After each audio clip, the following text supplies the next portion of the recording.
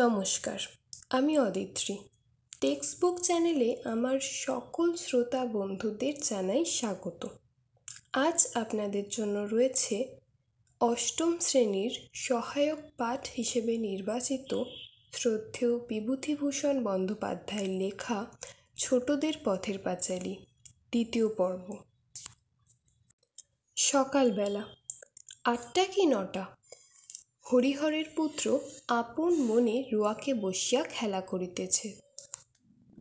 তাহার একটা ছোট টিনের বাক্স আছে, সেটার ডালা ভাঙা।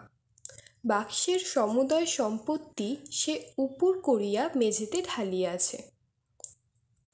একটা রং ওঠা কাঠের ঘোড়া 4 পয়সা দামের, একটা টোল খাওয়া টিনের ভেপু বাঁশি গোটাকতক কড়ি, এগুলি সে মায়ের অজ্ঞাতসারে লক্ষ্মী পূজার কড়ির চুপড়ি হইতে খুলিয়া লইয়াছিল ও পাছে কেহ টের পায় এই ভয়ে সর্বদা লুকাইয়া রাখে। একটা 2 পয়সা দামের পিস্তল, কতকগুলো শুকনো নাটা ফল দেখিতে ভালো বলিয়া তাহার দিদি কোথা হইতে অনেকগুলি কুড়িয়া আনিয়াছিল।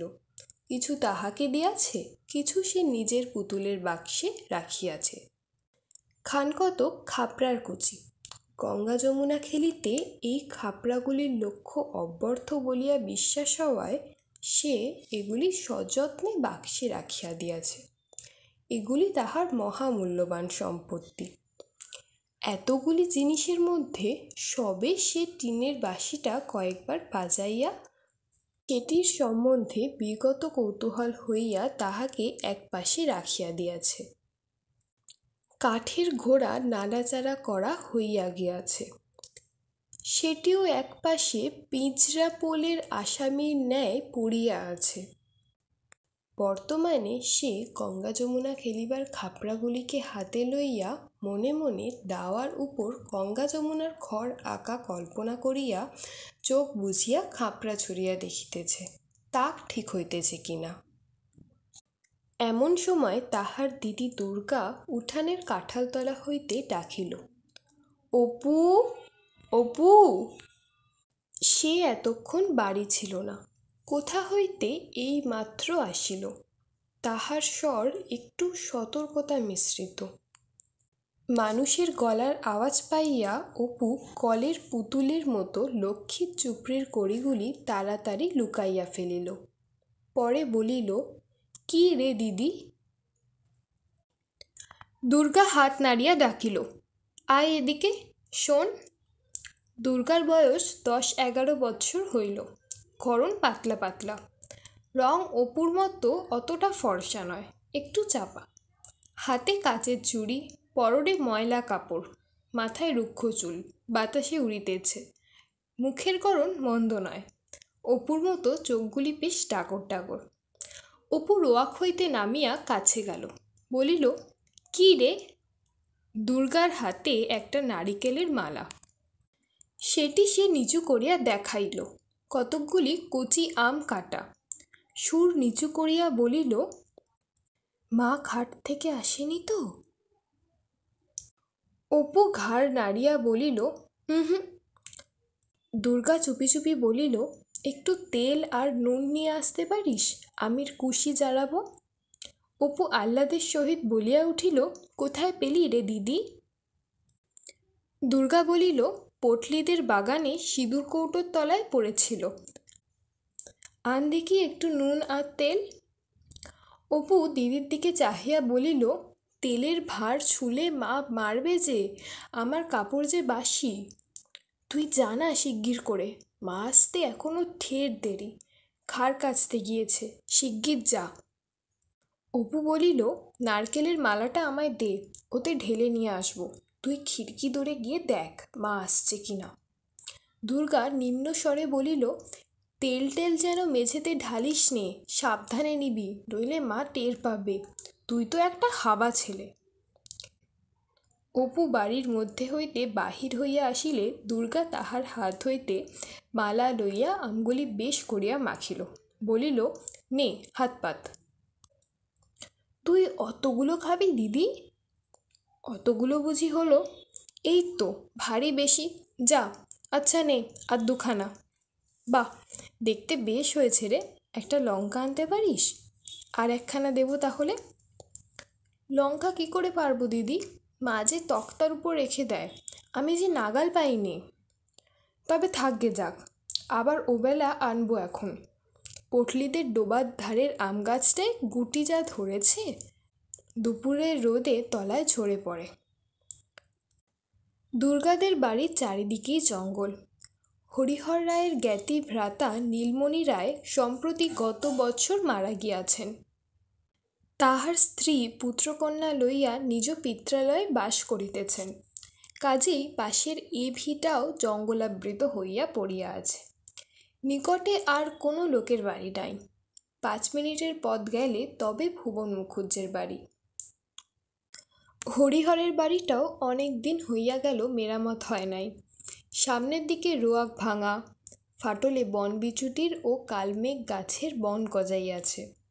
ঘরের দৌড় জানলার কপাট সব ভাঙা, নারিকেলের দড়ি দিয়া করাদের সঙ্গে বাঁধা আছে। খিড়কির দৌড় ছনাৎ করিয়া খুলিবার শব্দ হইল, এবং একটু পরেই সর্বজয়ার গলা শোনা গেল। দুর্গা, ও দুর্গা। দুর্গা বলিল, মা ডাকছে, যা দেখে আয়। ওখানে খেয়ে যা, মুখে যে নুনের গুঁড়ো লেগে আছে, মুছে ফেল। মায়ের ডাক আর একবার কানে গেলেও দুর্গার এখন উত্তর দিবার সুযোগ নাই, মুখ ভর্তি। সে তাড়াতাড়ি জ্বালানো আমের চাকলাগুলি খাইতে লাগিল। পরে এখনও অনেক অবশিষ্ট আছে দেখিয়া কাঁঠাল গাছটার কাছে সরিয়া গিয়া গুড়ির আড়ালে দাঁড়াইয়া সেগুলি গোগ্রাসে গিলিতে লাগিল। অপু তাহার পাশে দাঁড়াইয়া নিজের অংশ প্রাণপণে গিলিতেছিল, কারণ চিবাইয়া খাওয়ার আর সময় নাই। খাইতে খাইতে দিদির দিকে চাহিয়া সে দোষ সম্বন্ধে সচেতনতাসূচক হাসি হাসিল। দুর্গা খালি মালাটা এক টান মারিয়া ভেরেন্ডা কচার বেড়া পার করিয়া নীলমণি রায়ের ভিটার দিকে জঙ্গলের মধ্যে ছুড়িয়া দিল। ভাইয়ের দিকে চাহিয়া বলিল, মুখটা মুছে ফেল না বাদর, নুন লেগে রয়েছে যে। পরে দুর্গা নিরীহ মুখে বাড়ির মধ্যে ঢুকিয়া বলিল, কি মা? কোথায় বেরোনো হয়েছিল শুনি? একলা নিজে কত দিকে যাব? সকাল থেকে খাড় কেচে গা গতর ব্যথা হয়ে গেল। একটুখানি যদি কোনো দিক দিয়ে আসান আছে তোমাদের দিয়ে। অত বড় মেয়ে, সংসারের কুটো গাছটা ভেঙে দুখানা করা নেই, কেবল পাড়ায় পাড়ায় টোকলা সেধে বেড়াচ্ছেন। সে বাদর কোথায়? অপু আসিয়া বলিল, মা খিদে পেয়েছে। রসো রসো, একটুখানি দাঁড়াও বাপু, একটুখানি হাঁপ জিরোতে দাও। তোমাদের রাত দিন খিদে আর রাত দিন ফাই ফরমাজ। ও দুর্গা, দেখ তো বাছুরটা হাঁক পারছে কেন? খানিকটা পরে সর্বজয়া রান্নাঘরের দাওয়ায় বটি পাতিয়া শশা কাটিতে বসিল। অপু কাছে বসিয়া পড়িয়া বলিল, আর একটু আটা বের করো না মা, মুখে বড্ড লাগে। দুর্গা নিজের ভাগ হাত পাতিয়া লইয়া সংকুচিত সুরে বলিল, চাল ভাজা আর নেই মা? অপু খাইতে খাইতে বলিল, চিবানো যায় না, আম খেয়ে দাঁত টোকে।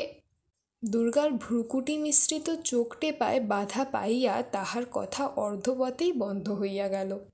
তাহার মা জিজ্ঞাসা করিল, আম কোথায় পেলি? সত্য কথা প্রকাশ করিতে সাহসী না হইয়া অপু দিদির দিকে জিজ্ঞাসাসূচক দৃষ্টিতে চাহিল। সর্বজয়া মেয়ের দিকে চাহিয়া বলিল, তুই ফের এখন বেরিয়েছিলিস বুঝি? দুর্গা বিপন্ন মুখে বলিল, ওকে জিজ্ঞেস করো না মা, আমি এই তো এখন কাঁঠালতলায় দাঁড়িয়ে, তুমি যখন ডাকলে তখন তো। স্বর্ণগোয়ালিনী গায়ে দুহিতে আসায় কথাটা চাপা পড়িয়া গেল। তাহার মা বলিল, যা বাছুরটা ধরগে যা, ডেকে ডেকে সারা হলো।